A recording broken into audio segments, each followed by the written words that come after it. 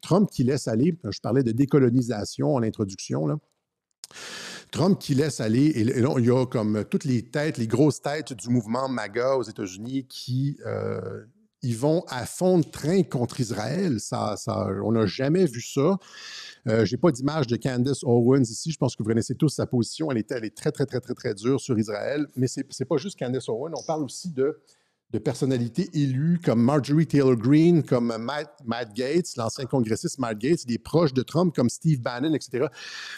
Juste pour vous donner le ton qui change aux États-Unis, encore une fois, pour ceux qui disent que Trump est contrôlé par l'AIPAC, etc., là, je veux dire, Marjorie Taylor Greene, et là, pensez qu'ils ce sont des proches de Trump, là. Matt Gaetz, une nomination de Trump pour Attorney General, ministre de la Justice, sont des proches de Trump. Marjorie Taylor Greene suggère un lien entre l'assassinat de JFK et son opposition au programme nucléaire iranien. Tu sais, JFK qui voulait faire des inspections de Dimona, etc., Israël qui ne voulait pas. On en a parlé de ça lors de la déclassification des documents sur l'assassinat de JFK. On parlait justement du nucléaire avec Israël. Dans ces documents-là, il y a des informations là-dessus. Une partisan du Parti républicain affirme que l'assassinat de JFK est lié à son opposition au programme atomique israélien. Marjorie Taylor Greene, qui est allée chez Tucker Carlson en plus de ça, parler de l'AIPAC, de quelle façon l'AIPAC contrôle le Congrès, les élus, etc. Et donc ça, maintenant, c'est dénoncé. Ce n'est plus passé sous le tapis et c'est présenté comme quelque chose d'inacceptable. Les Américains se rendent compte qu'un lobby étranger, qui n'est pas enregistré comme un lobby étranger, contrôle ses politiciens avec des donations, etc. Et donc, la phase de clarté, la phase de lumière est un préambule ce qu'on pourrait dire, j'ai appelé ça la décolonisation des États-Unis, des institutions. Ça a commencé avec, je l'ai expliqué à plusieurs reprises, je vous l'ai montré à plusieurs reprises, ce livre-là, The Israel Lobby and US Foreign Policy, de quelle façon la politique étrangère américaine était contrôlée par le lobby israélien. C'est un livre de cette sommité en relations internationales. John Mersheimer, je l'ai moi-même étudié au bac et à la maîtrise en relations internationales. Plusieurs des livres les plus importants en relations internationales ont été écrits par John Mersheimer. Il n'y a pas mâché ses mots dans The Israel Lobby. J'avais expliqué de quelle façon ça avait changé les mentalités au sein des forces armées américaines. Les gens avaient commencé à réaliser, prendre acte du fait que les États-Unis s'engageaient dans des guerres inutiles, absolument contre l'intérêt national des États-Unis, au profit d'Israël.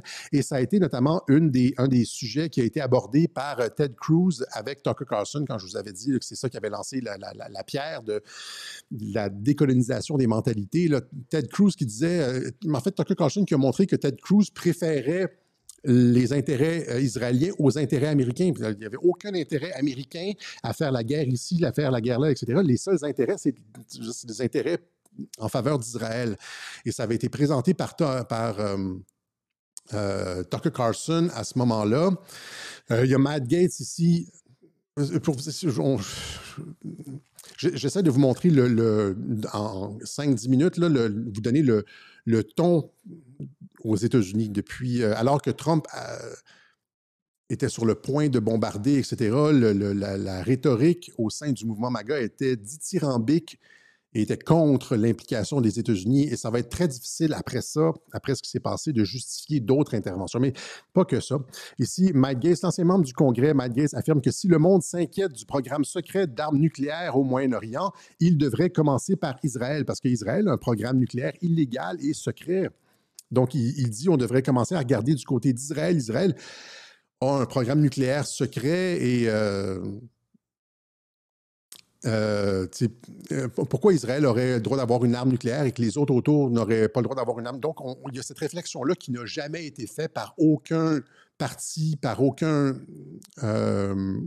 parti depuis toutes ces années, depuis des décennies, etc. Ça se prend place sous Trump et personne n'est recadré par Trump. J'ai déjà expliqué, Trump avait même retweeté les propos de Jeffrey Sachs contre Netanyahou. Ici, et là, c'est Steve Bannon, l'ancien conseiller de Donald Trump. Steve Bannon nous dit qu'Israël n'est pas un ami Et Steve Bannon disait même qu'Israël, s'il y avait un changement de régime dans la région, ça ne devrait pas être l'Iran, ça devrait être Israël. C'est en Israël qu'il devrait avoir un changement de régime parce que c'est Israël, c'est le gouvernement de Netanyahou qui vote en guerre. Donc ça renforce la position. Quand tout le camp MAGA comme ça, et plein d'autres, là, quand tout le camp MAGA comme ça devient comme extrêmement sceptique face à Israël, ça renforce la position de Trump. Et quand Trump donne comme des petits bonbons à Netanyahou, etc., ça a l'air extrêmement généreux. Dans le genre, quand il écrit son tweet où est-ce qu'il dit « Netanyahou est un héros de guerre qui a détruit le nucléaire iranien », là, ça a l'air que Trump, malgré son camp, là, Trump est quand même pro-Israël, alors que... donc ici, il dit... who the hell are you? Qui est-ce que t'es, toi, Netanyahou, pour dire aux États-Unis qu'est-ce qu'on devrait faire et où on devrait intervenir dans le monde militairement? T'es un pays étranger, là. Tu peux pas nous dire comment utiliser nos forces armées, etc. Et il a même suggéré, donc, un changement de régime dans la région, en Israël. We shut down their regime change, which they wanted to go to. In fact, if there's regime change, right, we think every country ought to do it. Maybe in Jerusalem, they should start thinking about that. C'est à Jérusalem qu'il devrait avoir un changement de régime. Et donc, c'est comme dans le... Si Trump avait été réellement contrôlé par l'AIPAC, etc., jamais ces trucs-là auraient été tolérés. OK? Et jamais non plus il aurait pu imposer contre les volontés de BHL cesser le feu et une paix à Israël et la fin du changement de régime, de la politique de changement de régime en Iran. Voilà. Donc c'est ça, c'est essentiellement ça que j'avais pour vous aujourd'hui. Je fais souvent ces web journaux-là où est-ce que je montre, en fait, j'essaie je m'insurge un peu devant ceux qui continuent à affirmer contre toute en roue libre, comme disent les Français, hein, sans prendre compte des faits de la politique réelle, pas juste des déclarations ou d'une nomination, etc. Ceux qui continuent à affirmer que Trump est contrôlé par l'Israël, alors que toutes les indications montrent que c'est le contraire, c'est que c'est Netanyahou qui est tenu par les couilles et on force Netanyahou à faire la volonté de Donald Trump. OK? Tout ça conjointement avec une politique de décolonisation des États-Unis, hein, parce que le mouvement, je l'ai expliqué, le mouvement America First, l'idée même de ce que Trump a annoncé quand il est arrivé en 2015 et il a dit America First, qui a sauté de sa chaise? C'est l'AIPAC. C'est l'AIPAC qui ne voulait pas entendre que les intérêts des États-Unis priment maintenant sur tout le reste, sur même les intérêts d'Israël. C'est ça la politique de America First et qu'on ramène les troupes à la maison. Et donc, il y a le travail à l'intérieur du Parti républicain qui est très, très, très pro-Israël. Hein. Il y a beaucoup de personnes à l'intérieur du Parti républicain, mais il faut commencer le travail de décolonisation des esprits avant d'arriver à une réelle politique d'America First. Je veux dire, il faut travailler au niveau de la culture politique avant d'arriver avec des actions concrètes. Vous comprenez? C'est ça. La politique est toujours en aval de la culture. La culture est en amont. La culture, et ça, c'est Andrew Breitbart qui disait ça, la culture est en amont de la politique. La politique n'est que la conséquence finalement de transformation dans la culture et de transformation dans les pensées, dans les façons de penser. Ça se concrétise dans de la politique.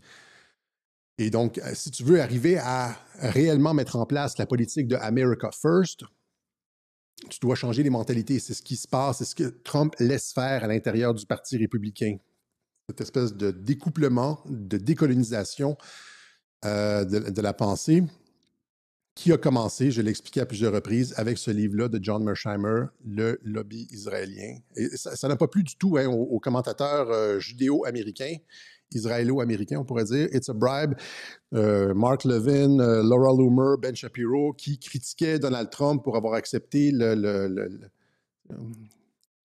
l'avion, je pense, du Qatar ou des Émirats arabes unis, etc. Donc, tu sais, c'est des gens qui sont MAGA, mais qui sont toujours prêts à faire de la politique pour mal faire paraître Donald Trump. Si Trump n'est pas en ligne avec la politique israélienne, ça avait l'air, ça c'était cette histoire d'avion-là, c'était à l'époque où Trump contournait Israël. Rappelez-vous, il y a à peu près un mois, il avait fait sa tournée au Moyen-Orient, il y avait cette espèce de rupture avec Netanyahou, etc. Et là, tu avais tous les influenceurs binationaux qui ajoutaient leur petit grain de sel pour critiquer Donald Trump.